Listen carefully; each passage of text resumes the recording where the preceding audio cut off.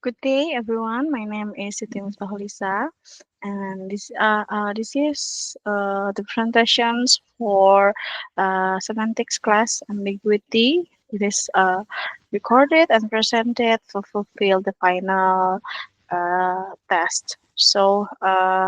Let's get into it. Okay, so for the table of contents, there are three of a table of content. The first one is the definitions of ambiguity. What is ambiguity? And then the second one is three types of ambiguity, and the third one is a conclusions. Okay, so ambiguity as a concept. Chen Lien's in his book Semantics says that ambiguity occur when occur when linguistic form has more than one interpretations.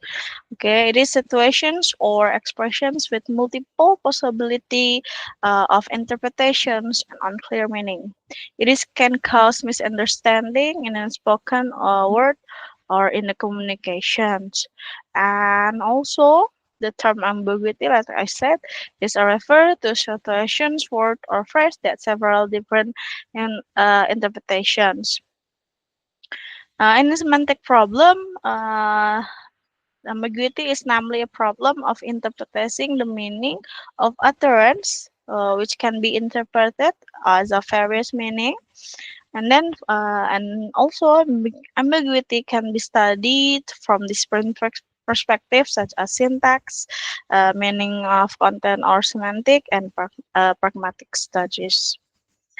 And then for types of ambiguity, Stephen Ullman I said there are three types of ambiguity. The first one is phonological ambiguity. The second one is grammatical ambiguity, and the third one is lexical ambiguity. So for phonological ambiguity, by the definitions, is word that sounds the same but have different meanings and can be used in very different ways.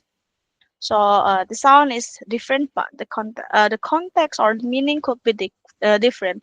It is occur, like I said, when the sequence of sounds or phonemes can be interpreted or analyzed in different way, resulting in several possibility meanings.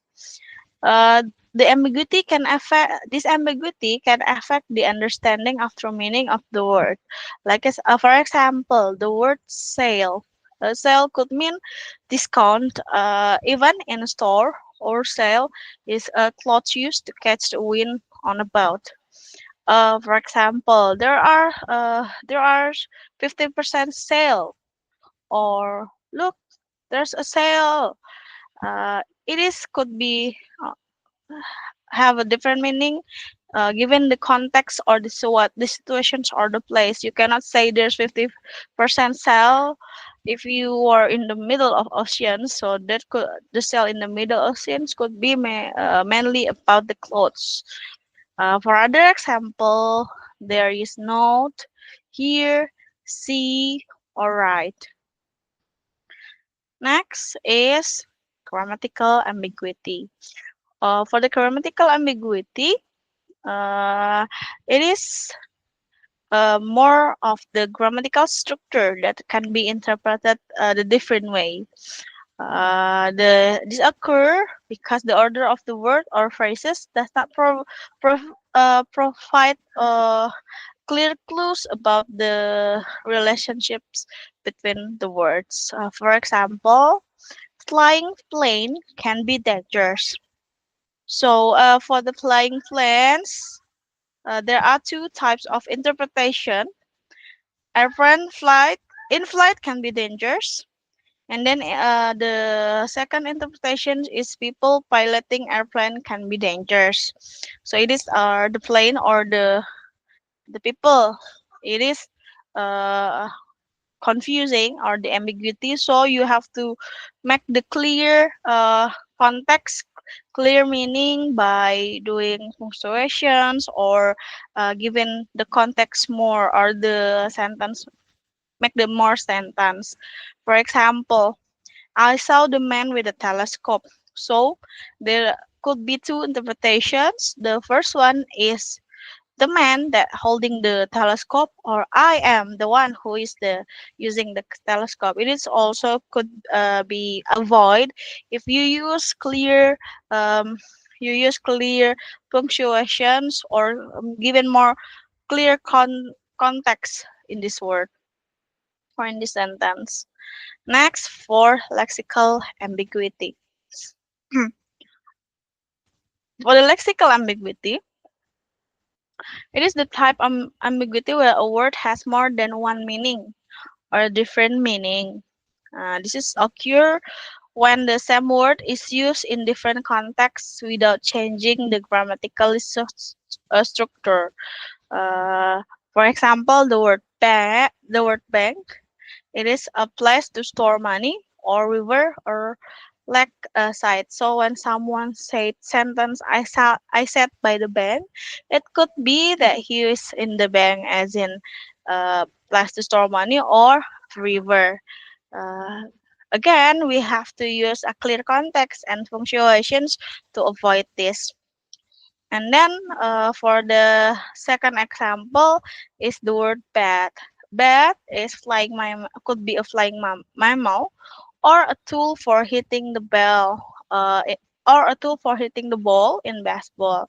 So when someone said she saw a bat, it is have to have a clear context for the meaning to be understood.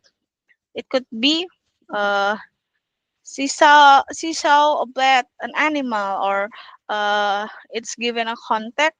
You have to make the clear sentence. And then lexical tendencies can be seen from two aspects: polysemy and homonymy. So uh, it could be polysemy and homonymy given the context, like I said before. Next,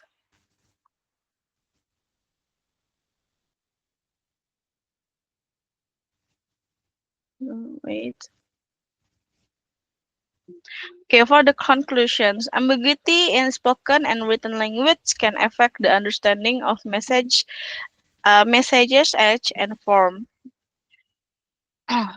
This type of ambiguity can be a source of confusions in communications and demonstrate the flexibility language in producing multiple interpretations of the same structure. And then to avoid ambiguity, like I said, additional information from context is necessary to accurately understand ambiguous sentence expressions.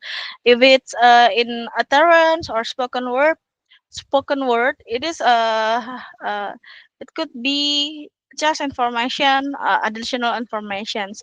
But if it's written, we have to use a clear grammatical structure, or the clear punctuations to avoid those ambiguity. And then we have to identifying and understanding ambiguity.